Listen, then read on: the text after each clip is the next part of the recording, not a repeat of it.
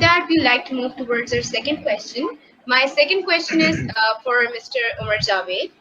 Sir, जब हम बात करते हैं वेस्ट मैनेजमेंट सिस्टम की या जब हम बात करते हैं रिसाइकलिंग की, तो यहाँ पे एक बहुत इंपॉर्टेंट कॉन्सेप्ट आता है जिसे हम कहते हैं वेस्ट सेग्रीगेशन. अब how can we inoculate this concept, या हम इस कॉन्सेप्ट की अवेयरनेस किस तरह अपनी जनरल पब्लिक में इंक्रीज कर सकते हैं, स्पेशली जो हमारी यंग जनरेशन है, हम किस तरह उनको ये इस चीज को रियलाइज करा सकते हैं कि ये एक हमें वेस्ट सेग्रीगेशन जो है, इसके जो मेथड्स हैं, उनको हमें एक सोशल प्रैक्टिस की तरह अडॉप्ट करना है और फोकस करना है रिसाइकलिंग पे. तो पहले तो सर इस कॉन्सेप्ट पे थोड़ा सा हमें इनलाइटन करते हैं वेस्ट सेग्रीगेशन के कॉन्सेप्ट से, और फिर ये बता दें कि हम कौन से इस तरह के मेथड्स डिजाइन करें कि हम कन्विंस कर सकें और इनकरेज कर सकें अपनी पब्लिक को, स्पेशली यूथ को, कि वो इन मेथड्स को इम्प्लीमेंट करें अपनी लाइफ में और इसको एक सोशल प्रैक्टिस की तरह लें. Right right. Can you hear me? मेरी आवाज आ रही है आपको? Yes sir. Yes, you are am I audible? Yes yes जी. तो this is a very very important step in the process of waste management के कचरा सेग्रीगेट होके प्रॉपर तरीके से आगे प्रोसेस हो, क्योंकि अगर सेग्रीगेट अगर आप कचरे को नहीं करते तो हर मतलब we have a variety of stuff जो हम थ्रो करते हैं अपने गार्बेज कैन के अंदर. दैट इज कुछ ऑर्गेनिक वेस्ट होता है, उसमें कुछ प्लास्टिक होता है, उसमें कुछ मेटल की चीज़ें होती हैं. आई रिमेंबर तौफीक मुराद पाशा साहब ने पूरी एक वीडियो की थी इसके ऊपर. तौफीक मुराद साहब भी है इस वक्त, उनसे पूछिएगा आप. तो we have a variety of stuff जो हम कचरे के अंदर फेंक रहे होते हैं, और वो सारी की सारी जो चीज़ें हैं they require a different kind of a process to recycle. तो अब फॉर एग्जांपल अभी जो हमारे पास जो क्राइसिस हमें नज़र आता है सड़क के ऊपर, तो व्हाट हैपेंस कि हम ऑर्गेनिक वेस्ट को, जो डीकम्पोज होने वाला वेस्ट है, उसको एक प्लास्टिक की थैली में डालते हैं और उसको उठा के हम कचरे के डब्बे में डाल देते हैं, और उसके अंदर और भी बहुत सारी चीज़ें होती हैं. वो जो कॉकटेल है कचरे का, वो पूरा का पूरा एक साथ डीकम्पोज होता है. ऑलराइट. उसूली तौर पे होना ही चाहिए था कि जो आपका ऑर्गेनिक वेस्ट है वो सेपरेट जाता है, और उसको प्रॉपर तरीके से अगर हम फॉर एग्जांपल अगर आप ऑर्गेनिक वेस्ट, जो गली सड़ी सब्जियों की जो छिलके हैं, उनको अगर आप ज़मीन के अंदर दबा दें तो they turn into compost. Alright. Plastic भी अगर आप उसमें मिक्स कर देंगे तो जब आखिर में जब कलेक्शन होने के बाद जब वो गार्बेज कलेक्शन पॉइंट्स के ऊपर जब जाता है तो it's kind of a mess, जो इसको सेग्रीगेट करना is very difficult at this point. So in this context, there's a very good example of an Indian city called Indore, Indore. I hope I'm pronouncing the name correctly. This Indian city, this is called Indore. उन्होंने दो categories में divide कर दिया उसको, गीला और सूखा.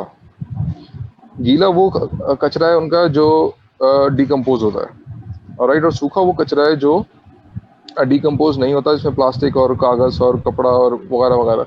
And it is very easy for the population to actually understand. Alright. और जो कलेक्टर्स हैं वो, उनके पास भी उसकी management is much more easier के फॉर एग्जांपल छोटे घर हैं, अपार्टमेंट्स हैं, वहाँ पे इट इज़ नॉट पॉसिबल कि आप 5-5, 6-6 बिन्स अलग रखें हर तरह के कचरे के लिए. ठीक है. फॉर एग्जांपल मैं खुद अपार्टमेंट में रहता हूँ और I can tell you by experience it is not really easy for us to manage 5-6 different bins, कि मैं कागज़ अलग उसमें डाल रहा हूँ और मैं ऑर्गेनिक जो वेस्ट है वो अलग डाल रहा हूँ और प्लास्टिक को मैं अलग हैंडल कर रहा हूँ. तो टिपिकली तो अगर हम ये एजुकेट करें आवाम को कि भाई there are 2 types of garbage, तो उनके लिए भी आसान हो जाएगा. और जो कलेक्शन के बाद जो उसकी सेग्रीगेशन है, दैट इज आल्सो मतलब प्लास्टिक को पेपर से सेग्रीगेट करना इज मच मोर ईजियर. कागज, प्लास्टिक, कपड़ा, मेटल, अगर ये सब मिक्स हुआ हुआ है तो it is much more easier to segregate as compare to अगर आप उसमें गली सड़ी सब्जियां और दूसरी चीजें भी डाल दें, तो फिर वो जो मेस मचता है उसका, तो that becomes really a horrifying kind of a thing, जिस पे करीब भी जाना कोई पसंद नहीं करता. तो इट इज वेरी इंपॉर्टेंट कि वो सेग्रीगेशन जो डिस्पोजल का पॉइंट है वहीं पर वो सेग्रीगेशन हो जाए, so that people can actually उसकी जो मैनेजमेंट है दैट बिकम्स ईजियर. तो अब सवाल ये है कि how do we convince people for that particular ये हैबिट इनकलकेट कैसी की जाए लोगों के अंदर. Now that's a very tricky question, frankly speaking. अब that totally depends कि how जो हमारी पब्लिक है उसका परसेप्शन कैसे चेंज होता है. What actually influence our public to change their behavior about anything. Interestingly, ये सोशल साइंटिस्ट जो होते हैं it is their job कि वो research करें और they try to find the motivators. The behavioral जो change है किसी भी population के अंदर वो किस तरीके से आता है. If you look at the kind of research done on this particular topic in the Western countries, तो आपको किताबें भरी पड़ी हैं.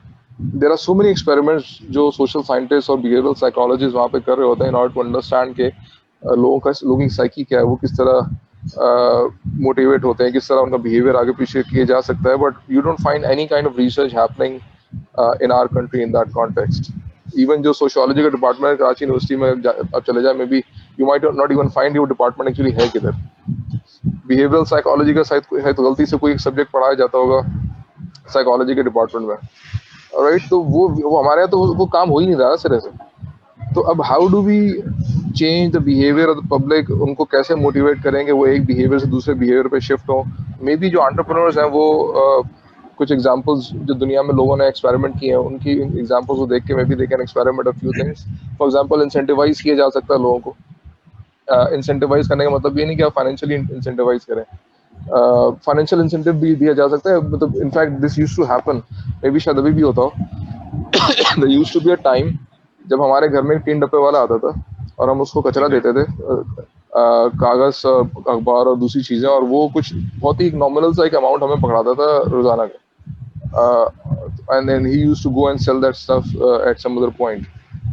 तो if that kind of incentive is given to the lower income groups or the middle class of this country, or maybe basically जो population की density है आपकी वो उन सारे areas के अंदर है जहाँ पर lower income groups रहते हैं. Alright, और obviously जब population density ज़्यादा है तो ज़्यादा volume कचरे का वो भी वहीं से generate होता है.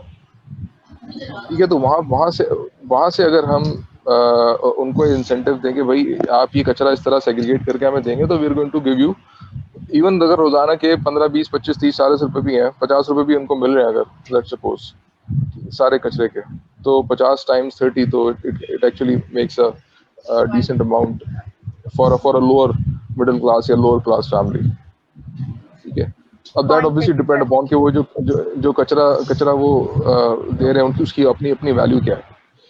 तो वो सारा हिसाब किताब लगा. May be Shabbar can actually educate us better about this कि वो उसकी क्या मॉनेटरी वैल्यू बनती है उस कचरे की.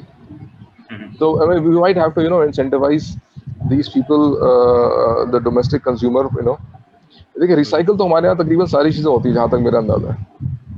कपड़ा भी रिसाइकिल होता है, प्लास्टिक भी रिसाइकिल होता है, और वो जो गली सरी सब्जियां वो भी रिसाइकिल होती हैं. लेकिन वो जो हम जिस तरीके से हम फेंकते हैं उस कचरे को डस्टबिन के अंदर, तो that makes it really difficult to segregate and process it further eventually. तो अगर उसकी segregation at the doorstep वहीं पर हो जाए, डोमेस्टिक कंज्यूमर अपने एंड के ऊपर उसकी सेग्रीगेशन कर ले, तो it is going to be very easy for the recyclers and other people to process that eventually. So there can be a lot of ways to do that. Time हमारे पास limited है, so if you want me to add more to it, I can talk more about this.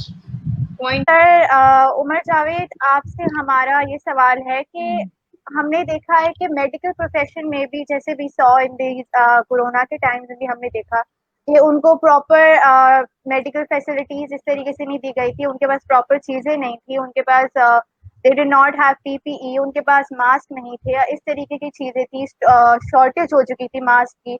तो जब medical profession जो इतना reputable profession है वहां पर अगर इस तरीके की चीजें हो सकती हैं, तो do you think it's justified कि हमारे जो वेस्ट इंडस्ट्री में जो लोग काम कर रहे हैं, उस सेक्टर में जो लोग काम कर रहे हैं, वो अपनी हेल्थ हैजर्ड्स में काम कर रहे हैं. बेसिकली वो जो डिस्पोज्ड ऑफ मटेरियल होता है उसमें से इतनी सारी a lot of chemicals, a lot of gases are being disposed of.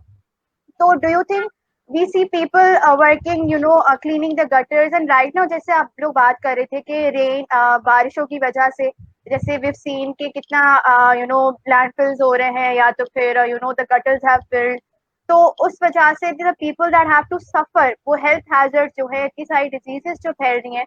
तो बेसिकली हम उस कल्चर को कैसे चेंज कर सकते हैं, हम ऐसा क्या इम्प्लीमेंट कर सकते हैं इमीडिएटली कि हम इफेक्टिवली उस चीज को चेंज कर सके and we better medical basically हम प्रमोट करें.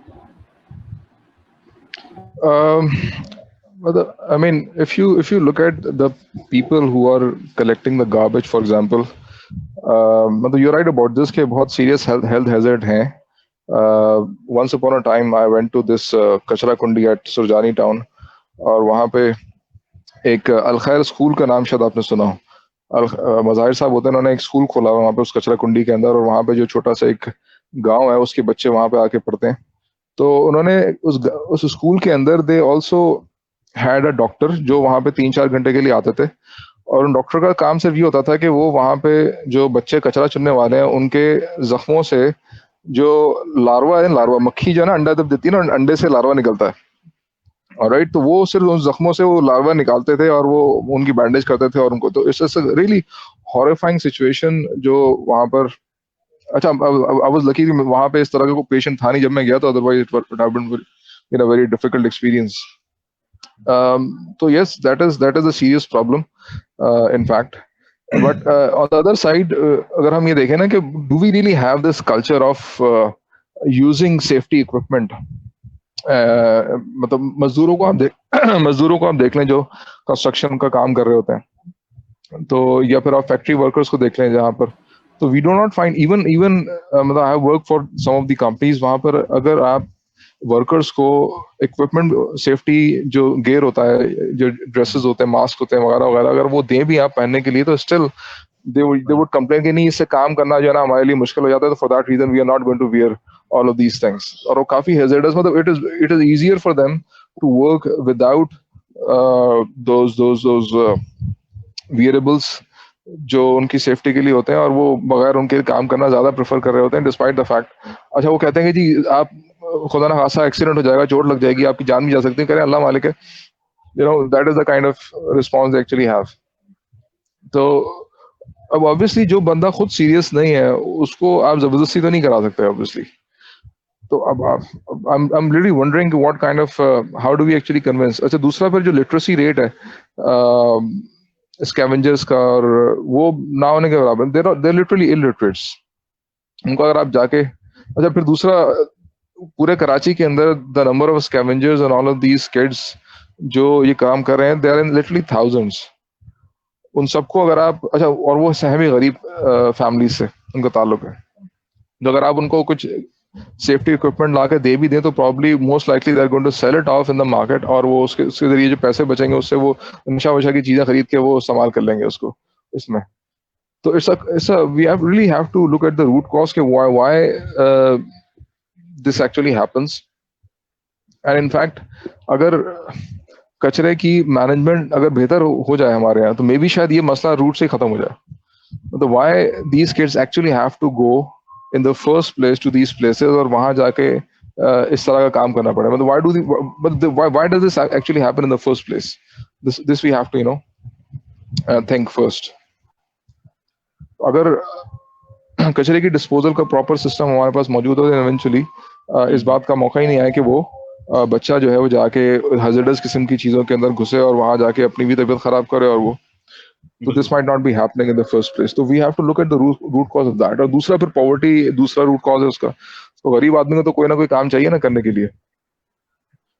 तो how can we eradicate root cause, how can we fix our system of garbage collection? अगर ये दोनों चीजें अपने एंड के ऊपर एड्रेस हो, तो then subsequently we will not be seeing this problem of safety hazards जो कि आपको नजर आते हैं. All right, sir. All right, sir.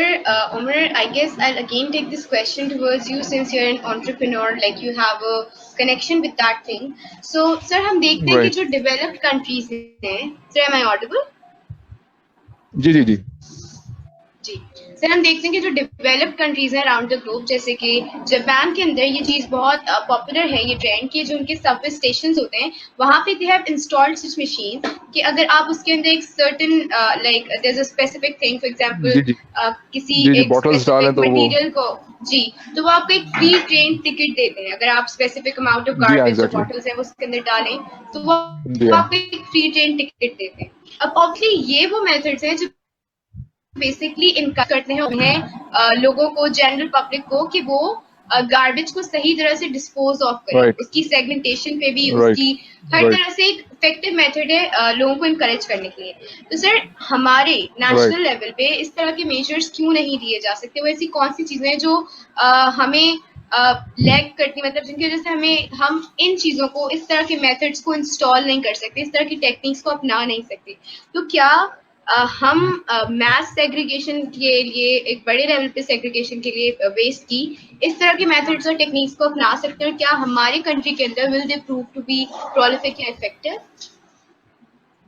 Yes, I think the bigger question is कि who is going to bear the cost? जो machines जिनकी आप बात कर रही हैं वो काफ़ी they're high tech kind of machines, और उन machines को की जो cost है। अच्छा, फिर दूसरा एक और मसला हमारे यहाँ ये भी है कि हमारे यहाँ चीज़ें इंस्टॉल होती हैं पब्लिक प्लेसेस के ऊपर और दूसरे दिन वो टूटी हुई होती हैं for some reasons। कोई आता है वो तोड़ के चला जाता है। मतलब this is a वीडियो नहीं देखी आज? kind of ताकि which I'm unable to understand। मतलब ये हमारी कॉम जब वो मेरे जहन में शायद वही चल रहा है। तो आप वो चीजें इंस्टॉल करके देते हैं पब्लिक को और वो चीजें दूसरे दिन वो चीजें टूटी हुई होती हैं। तो अब पहले तो सवाल ये ना कि how do we fix this psyche. अब आई डोंट नो वो गुस्सा है लोगों के अंदर जो भरा हुआ है और वो गुस्सा निकालने के लिए वो चीजों को तोड़ना शुरू कर देते हैं। And this actually happens everywhere all across Pakistan. अभी कुछ अर्सा पहले मैं सफारी पार्क गया तो वहां पर संडे का दिन था, सुबह का टाइम था, तो वो टॉयलेट को ताला लगाया हुआ। मैंने कहा टॉयलेट को ताला क्यों लगाया हुआ है आपने इस टाइम पे? मतलब जब पब्लिक आ रही है तो टॉयलेट भी इस्तेमाल करेगी। तो दे लिटरली सेट के हम जब एक दफा खोल के चले गए थे तो दूसरे दिन जब आके देखा तो वो सब चीजें टूटी हुई थी उसके अंदर। तो मैं वाज लाइक मतलब हाउ द हेल, मतलब एक नलका जो लगा हुआ है टॉयलेट के अंदर उसको तोड़ के किसी को क्या मिलेगा? तो इफ बट कुछ ना कुछ तो मिलता है डेफिनेटली, तभी लोग तोड़ते हैं। तो अब this is something that we need to understand. Maybe शायद हम ऐसे लोगों को पकड़ने के बाद उनका इंटरव्यू करें, कुछ साइकोथेरेपिस्ट हो, साइकोलॉजिस्ट हो, वो उनसे पूछेंगे भाई आपको क्या मिलता है, उनका एक साइको एनालिसिस हो ऐसे लोगों का। तो maybe you might be able to understand the root cause के what's going on in their minds. तो अगर आप इस तरह की चीजें लगाएंगे भी पाकिस्तान के अंदर तो वो दूसरे दिन टूटी पड़ी हुई होंगी। तो it's not going to really. अच्छा, दूसरा एक और I would like to highlight one important thing. We need to really think about, क्योंकि आपने बात की थी एंटरप्रेन्योर्स की, what entrepreneurs can actually really do in this. तो बहुत सारा जो मसला है गार्बेज का, that is dependent on the design of your production system. For example plastic को आपको क्यों यूज करना पड़ता है? बल्कि मैं to cut the long story short, if you just look at the example of tandoor से जब हम रोटी लेने जाते थे एक जमाने में, तो हम एक कपड़ा लेके जाते थे घर से, उस कपड़े में रोटी रखते थे और हम वापस आ जाते थे। There was no use of any plastic in that process.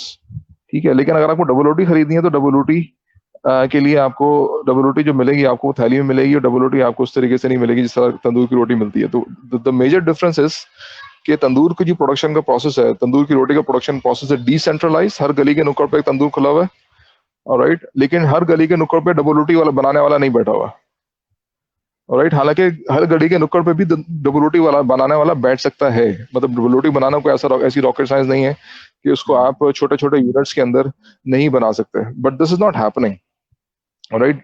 दो चार छह बड़े बड़े ब्रांड्स हैं और वो पूरे कराची की डबल रोटी बना के जो है वो डिस्ट्रीब्यूट करते हैं, और जब वो डिस्ट्रीब्यूट करते हैं ऑब्वियसली उसकी शेल्फ लाइफ है उसको खराब होने से बचाने के लिए they have to put it in a plastic bag, and subsequently जब वो दुकान पे ही पड़ी रहेगी, अगर आप बगैर प्लास्टिक की थैली के दुकान पे रखेंगे तो उसमें मक्खियां बैठेंगी आके, एंड eventually तो plastic becomes a necessity in the process। the way you are, जिस तरीके से आपने अपना प्रोडक्शन का सिस्टम डिजाइन किया हुआ है, राइट, तो जितना ज्यादा आपका प्रोड्यूसर एंड यूजर के करीब होता चला जाएगा उतनी ज्यादा आपको पैकेजिंग की जरूरत जो है वो कम होती चली जाएगी। That is the principle that entrepreneurs really need to understand. Instead of installing and establishing centralized units of stuff, और वो साइट में एक फैक्ट्री लगा के आप कोई चीज बना के पूरे पाकिस्तान में सप्लाई करें, think about how you can manufacture the same thing on local basis। आप छोटे छोटे यूनिट्स लगा के, मतलब you can actually own the whole thing। मतलब फॉर एग्जांपल ऐसी कॉटेज इंडस्ट्री की बहुत सारी एग्जांपल्स हमारे पास मौजूद हैं, और फ्रेंचाइज सिस्टम को यहाँ पर यूज किया जा सकता है। तो अगर हम फ्रेंचाइज जिस तरह मैकडोनल्ड की फ्रेंचाइज है, स्टारबक्स की फ्रेंचाइज है, सबवे की फ्रेंचाइज है पूरी दुनिया के अंदर, इस तरह अगर WT की भी फ्रेंचाइज हो, डॉन वाले जो है वो छोटे छोटे यूनिट्स इंस्टॉल करें और वो क्वालिटी कंट्रोल करने के लिए अपना एक सिस्टम बनाए और वो छोटे छोटे यूनिट जो है वो वहीं पर प्रोडक्ट मैन्युफैक्चर करें और वहीं पर डिलीवर कर दें अपने एंड यूजर को विदाउट इन्वॉल्विंग एनी, मतलब जस्ट इमेजिन ना, सुबह के टाइम पे आपके घर में गर्मा गर्म WT आ रही है जो कि 3-2 घंटे पहले जो है वो बेक होके निकली है ओवन से, राइट। तो डॉन ब्रेड अगर एक सेंट्रलाइज फैक्ट्री है उनकी, तो वहां पे वो ये काम नहीं कर सकते, लेकिन छोटा सा यूनिट जो आपके इलाके में लगा हुआ है वो ये काम कर सकता है कि वो फ्रेश WT बना के आपको, तो I am just giving one example to explain the point. So this is something which entrepreneurs can really do to reinvent the value chain and minimize the distance between the end user and the production system. जहां जहां ये हो सकता है, जितनी भी FMCG products हैं आपकी, वो छोटे छोटे यूनिट्स में बन सकती हैं, उसके लिए आपको बहुत बड़ी फैक्ट्री लगाने की जरूरत नहीं है, और दुनिया में बन भी रही है इनफैक्ट। फॉर एग्जांपल सोप है आपका, soap can be manufactured, shampoo can be manufactured in small units, talcum powder can be manufactured in small units. There are so many things which can be manufactured in small units. So question is कि अगर आप एक brand इस तरह के छोटे छोटे units लगा रहे हैं तो वो क्वालिटी कंट्रोल कैसे करेगा? तो वो भी कोई ऐसी रॉकेट साइंस नहीं है, बिकॉज मैकडोनल्ड्स की 25-30 हज़ार फ्रेंचाइज हैं पूरी दुनिया के अंदर और वो क्वालिटी मैनेज कर रहे हैं अपनी फ्रेंचाइजेस के अंदर।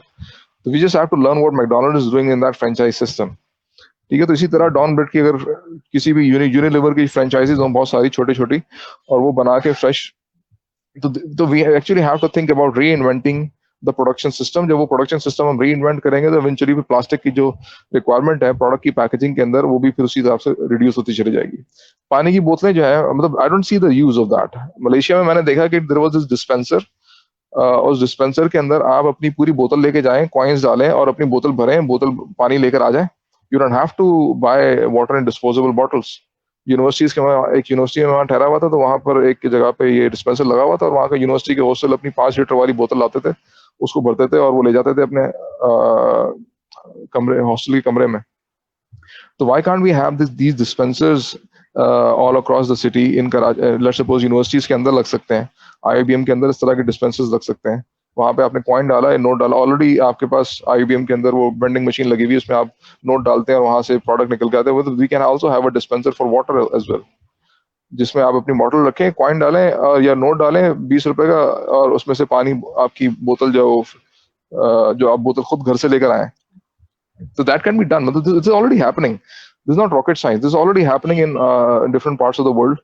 वी जस्ट हैव टू तो अब अगेन, जिस तरह वेंडिंग मशीन वाला कोई एंटरप्रेन्योर पाकिस्तान में आके जिसने वेंडिंग मशीन लगा दी सब जगह पे, तो इसी तरह कोई दूसरा एंटरप्रेन्योर आके ये इस तरह की पानी की जो डिस्पेंसर्स हैं वो लगा सकते हैं, ताकि लोग जो हैं वो अपनी पानी की बोतलें, तो all of these things can be very easily done.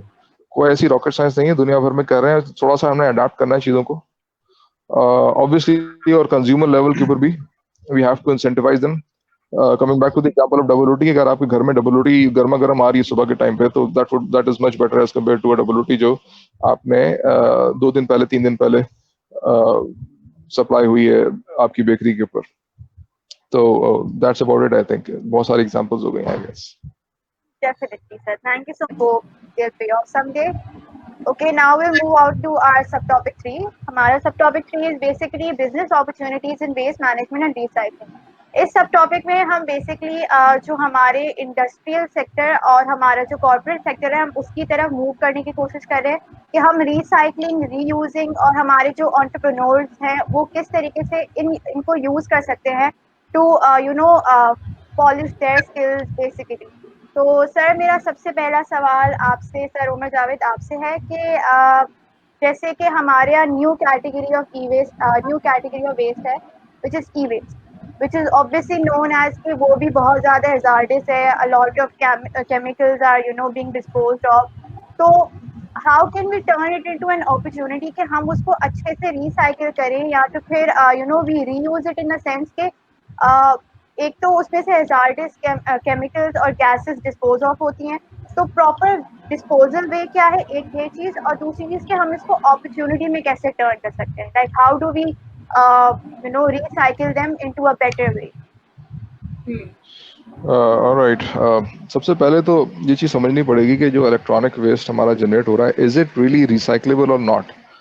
तो as far as my knowledge is concern, इसमें the way your phones for example are designed, the way your computer chips are for example designed, उसमें recyclability वाला जो component है वो basically जब आप product design कर रहे होते हैं तो there are certain things जो designer है वो आपके जहन में होती है. For example design for assembly, how easy it is to assemble, design for manufacturing, design for serviceability, and design for recycling.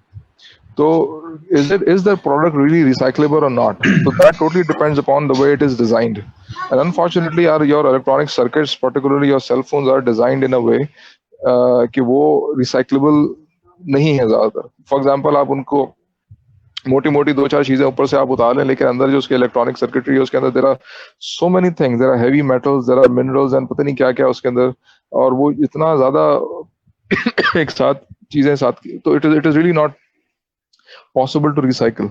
तो अब इवन डेवलप कंट्रीज के अंदर भी स्ट्रैटेजी इन्होंने ये अडॉप्ट की हुई है कि वो सारा अपना इलेक्ट्रॉनिक वेस्ट जमा करते हैं, जमा करने के बाद थर्ड वर्ल्ड कंट्रीज में जाके डंप कर देते हैं.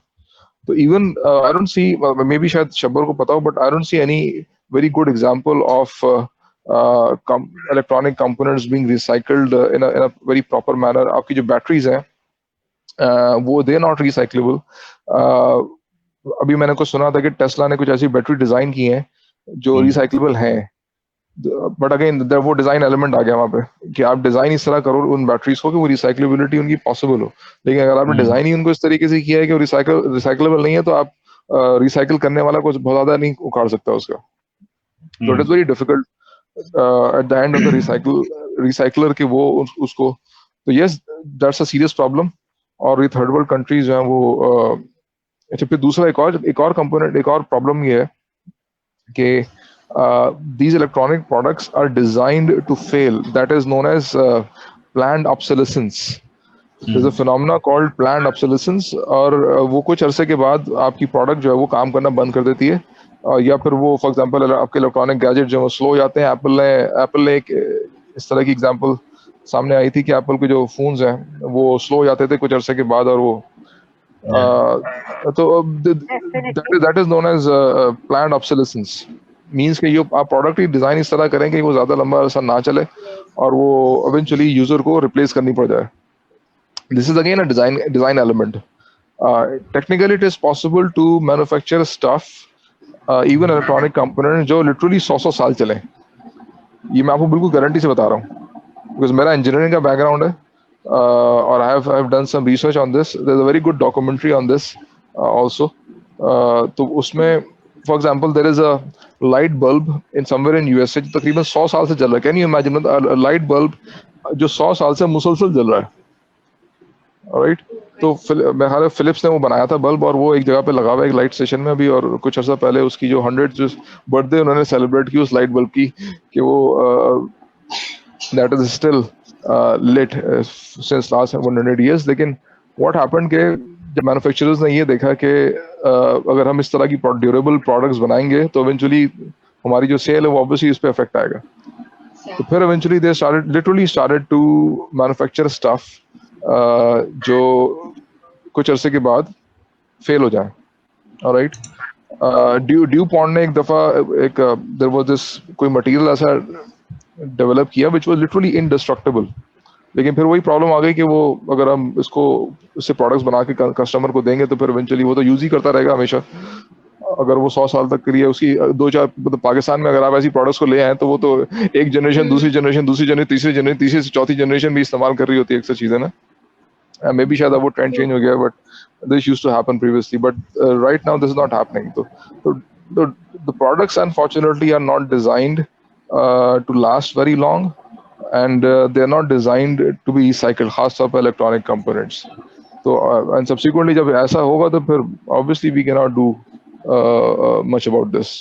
Exactly. तो वो डिजाइन तो वो हमें बिल्कुल जो मैन्युफैक्चरर है, अब यहाँ पे कंज्यूमर एक्टिविज्म वाला हम रोल प्ले कर सकते हैं कि एज अ कंज्यूमर हम पुश करें मैन्युफैक्चरर्स को कि भाई हम आपकी प्रोडक्ट नहीं खरीद रहे जब तक आप ये सारी चीज़ों का आप ख्याल नहीं रखेंगे. फॉर एग्जांपल कोल्टान एक मिनरल है जो इलेक्ट्रॉनिक गैजेट्स में इस्तेमाल होता है, और जिन माइन से ये कोल्टान एक्सट्रैक्ट होता है वहाँ पर बहुत शदीद किस्म की ह्यूमन राइट्स वायोलेशन हो रही थी पिछले कई डेकेड से. कॉन्गो एक जगह है अफ्रीका के अंदर, वहाँ पर जो 90% of your coltan is actually extracted from Congo, और Congo के अंदर there is this militant gangs. How many of you आपने शायद वो movie देखी हो, The Blood Diamonds? Blood Diamond, that's exactly what I was thinking. हाँ, तो वो exactly वही वाला सीन है कोल्टान के साथ. एक डॉक्यूमेंट्री है, उसका नाम ही ये है ब्लड कोल्टान. और वो जो अगर आपने मूवी देखी है ब्लड डायमंड्स, तो एग्जैक्टली उसी तरीके से माइंस हैं, उसी तरीके से वहाँ पे स्लेव लेबर्स हैं. और वो तो हुआ ये कि जब लोगों को पता चला, खासतौर पे यूरोप वगैरह में, कि इस तरह से electronic manufacturers are actually sourcing their minerals from Congo, तो फिर उन्होंने आवाज उठाई एंड सब्सिक्वेंटली प्रेशराइज किया ब्रांड्स को कि भाई प्लीज मेक श्योर के the minerals that you are using in your products are conflict free. The minerals must be conflict free. तो फिर eventually फिर कुछ brands ने action लिया, कुछ ने नहीं भी लिया. तो बताने का मकसद ये है कि it is possible for consumers to raise voice and say no to a brand जो इस तरह की हरकतें कर रहा है. तो again अब वो awareness वाली बात आ जाती है कि if the consumer is not aware, तो obviously they are not going to make such kind of informed choices about what kind of product they are supposed to buy and what kind of products they are supposed to reject. तो पाकिस्तानी अवाम तो खैर brand के पीछे पागल हुई भी होती है, तो वो तो पाकिस्तानी अवाम से तो यू कैन नॉट एक्सपेक्ट कि वो अगर उनके पसंद का ब्रांड है और वो जितना भी एक कार्ल मार्क्स ने एक टर्म इस्तेमाल की थी, कमोडिटी फेटिशिज्म, एंड मींस कि कंज्यूमर कमोडिटी प्रोडक्ट को इतना ज्यादा वो ऑब्सेस्ड हो जाता है उस प्रोडक्ट से कि सब्सिक्वेंटली ही लिटरली फॉरगेट्स के इस प्रोडक्ट को इस्तेमाल करने के नतीजे में जो कॉन्सिक्वेंसेज हैं, या इस प्रोडक्ट की मैन्युफैक्चरिंग के प्रोसेस के अंदर जो ह्यूमन राइट्स वायलेशन है फॉर एग्जांपल, तो मतलब I as a consumer is also participating indirectly in that process because I'm encouraging that particular company कि वो उसी का process को continue.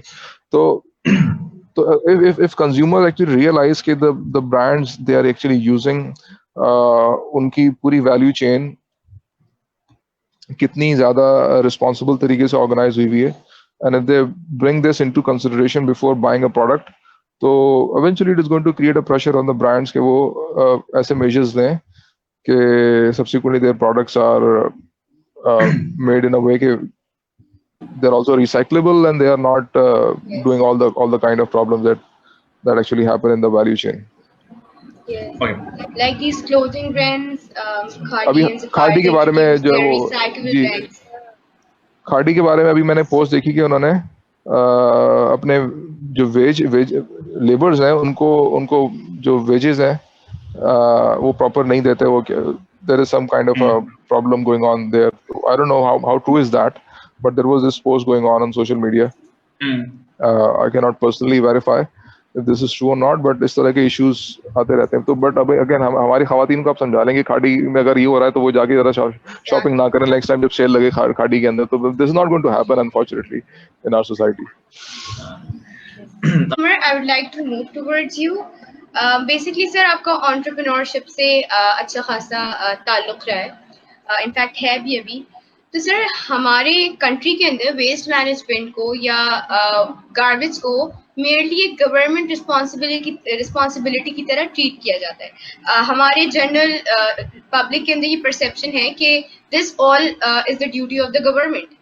लेकिन क्या हम इसको एक मेयर गवर्नमेंटल रिस्पॉन्सिबिलिटी से क्या हम इसको कॉर्पोरेट सेक्टर या कमर्शियल सेक्टर की तरफ लेकर जा सकते हैं? क्या हमारे जो यंग एंटरप्रेन्योर्स हैं हम उनको इस चीज पे इनकरेज कर सकते हैं कि वो अपनी स्किल्स को जो कि वो obviously new generation is more tech savvy right, तो क्या हम उनको इस चीज पे इनकरेज कर सकते हैं कि वो अपनी इन स्किल्स को यूज करें? इसको ऑब्वियसली जब गार्बेज कैन ऑर्गेनाइजेशन बन सकती है तो क्यों नहीं हम इस तरह की बहुत सारी ऑर्गेनाइजेशन बना के इसको हम एक मेयर गवर्नमेंटल रिस्पॉन्सिबिलिटी से कमर्शलाइज करके उसको हम कॉर्पोरेट सेक्टर बना के उसको एज अ बिजनेस ट्रीट कर सकते हैं. So what are those ways do you think जिससे हम अपनी यंग जनरेशन को इनकरेज कर सकें और इस तरह के मेथड्स को इंट्रोड्यूस कर सकें कि लोग खुद से इस चीज की तरफ वो हों, कन्विंस हो कि हमें गार्बेज को एज अ मेयर थिंग नहीं बल्कि एक इस तरह ट्रीट करना है कि इट कुड बी ना brought upon a commercial sector. All right. If you are asking why the new entrepreneurs, particularly जो आपके IIM तरह की जो एजुकेशन इंस्टीट्यूशंस हैं वहाँ पर जो एंटरप्रेन्योर्स बनना चाहते हैं वो इस तरफ क्यों नहीं आना चाह रहे. तो I think we have to look at the our collective psyche of this nation के हम लोग कोई भी नया काम इतनी आसानी से करते नहीं है. मतलब we are traditional followers typically.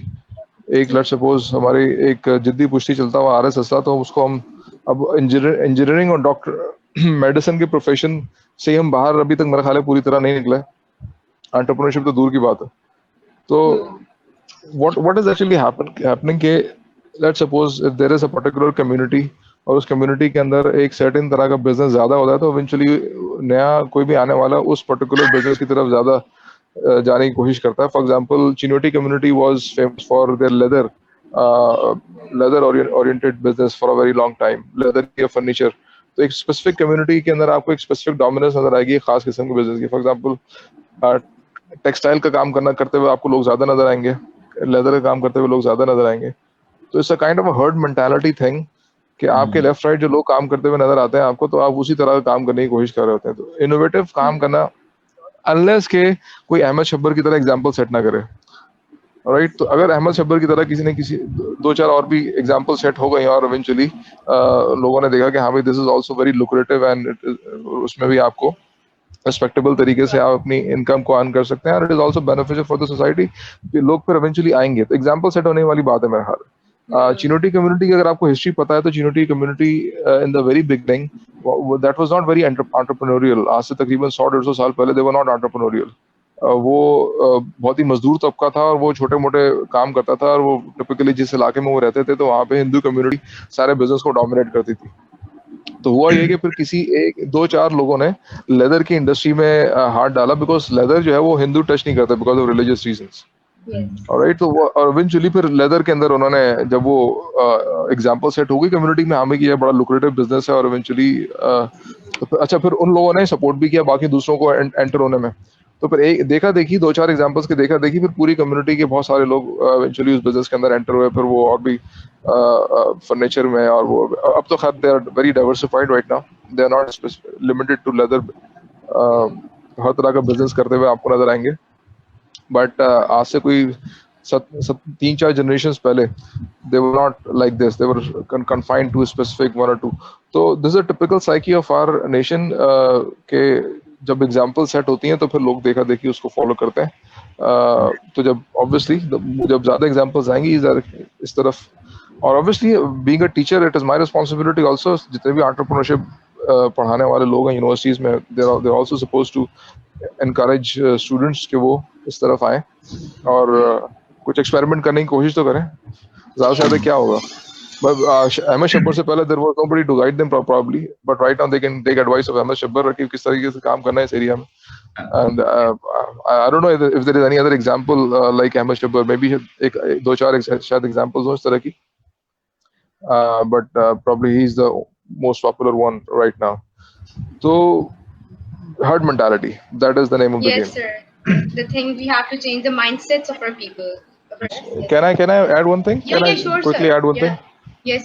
I'm not really a fan of the idea of कि आप garbage को burn करके उससे electricity produce करें because of the toxic gases that are eventually going to produce in the process. Yes. और खास तौर पे अगर उसमें प्लास्टिक भी शामिल है तो प्लास्टिक को भी अगर आपने बर्न कर दिया उठा के तो it is going to be very very toxic. Delhi में एक प्लांट लगा हुआ है, मैं उसकी वीडियो देख रहा था तो उन्होंने प्रॉपर एक उन एमिशंस को प्रोसेस करने का अलग यूनिट लगाया हुआ है. ऑलराइट. मेरा नहीं ख्याल कि पाकिस्तान में इतना हम सीरियसली अगर करेंगे ये काम, और लेट्स सपोज अगर हमने उन टॉक्सिक गैसेस को नेचुरल एनवायरनमेंट में रिलीज कर दिया तो फिर it is going to create another, मतलब एक प्रॉब्लम को आप दूसरे प्रॉब्लम में कन्वर्ट कर रहे हैं इन द शॉर्ट रन. तो I am not really a big fan.